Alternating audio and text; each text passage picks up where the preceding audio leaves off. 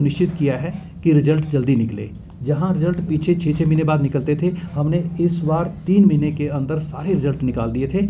आगे हम ये सुनिश्चित करने जा रहे हैं कि 2 महीने में सारे रिजल्ट निकल जाएं, और उसके लिए हमने कुछ क्लस्टर भी बनाए हैं, कुछ कॉलेजेस को लेकर के, कंबाइंड कॉलेजेस को लेकर के, कुछ पूरे प्रदेश भर में कुछ क्लस्टरिंग की है, ताकि हमारे रिजल्ट जो हैं वो जल्दी निकले। और पहले जैसे हमारा फर्स्ट ईयर का था, फर्स्ट ईयर का हम ऑनलाइन करते थे, इस बार हमने रिवर्स कर दिया है। फाइनल ईयर के रिजल्ट जल्दी निकले तो फाइनल ईयर के हम ऑनलाइन इवैल्यूएशन को लेकर के इस बार हम वो कर रहे हैं, ताकि क्योंकि फाइनल ईयर के रिजल्ट डिले ना हो, उन्होंने बाहर भी अप्लाई करना होता है और इधर उधर भी अप्लाई करना होता है, इसलिए हमने ये सुनिश्चित किया है।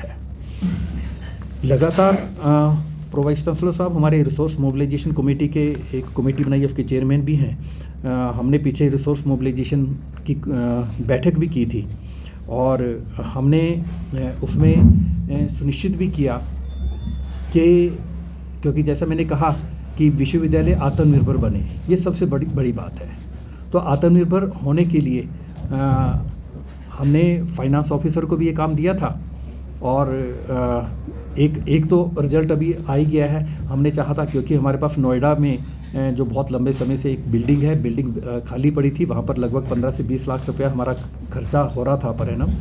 अब हमने उसको एनटीए को दे दिया है, एग्रीमेंट हमारा फाइनल हो गया है एनटीए के साथ, नेशनल टेस्टिंग एजेंसी, और लगभग 2.25 करोड़ रुपए के आसपास वो किराया आना शुरू हो जाएगा।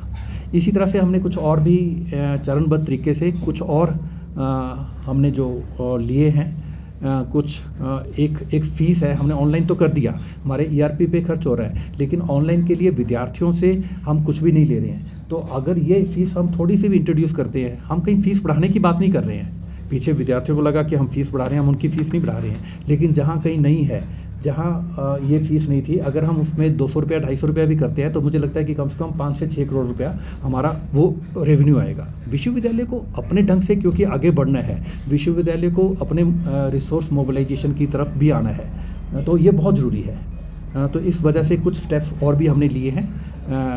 तो मुझे लगता है कि आने वाले समय में लगभग 40 से 50 करोड़ रुपया, लेकिन ये it's not a job of overnight, ये टाइम लगेगा हमें।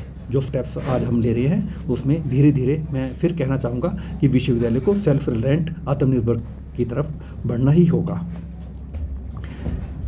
अगर मैं ये कहूँ कि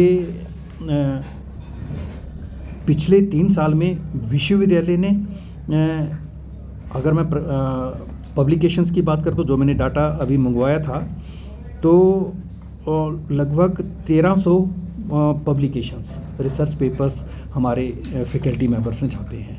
वो रिसर्च पेपर्स जो कि या तो यूजीसी केयर लिस्ट में है या स्कूपर्स लेवल के हैं। बहुत बड़ा पब्लिकेशंस है, कई बार नज़र नहीं आता, लेकिन बहुत अच्छा है।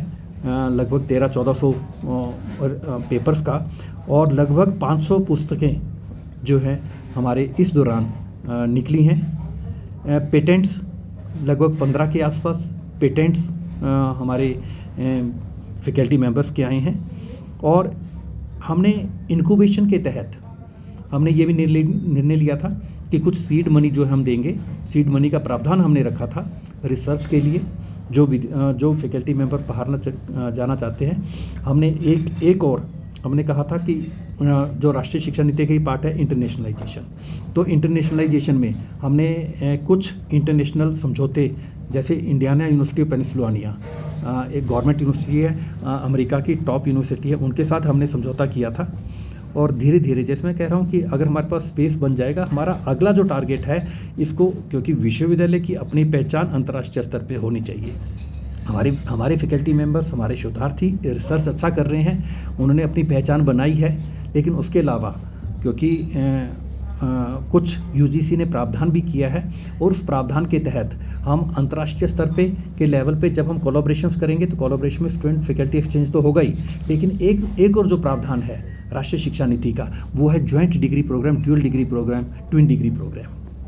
यानी कि एक विद्यार्थी की अगर कैपेसिटी है, कैपेबिलिटी है, एक विद्यार्थी एक ग्रेजुएशन कर रहा है, दूसरी ग्रेजुएशन जो है वो ब्लेंडेड मोड में क्रेडिट को पूरे करते हुए कर सकता है। और फिक्र हमेशा मेरे साथ रहता है।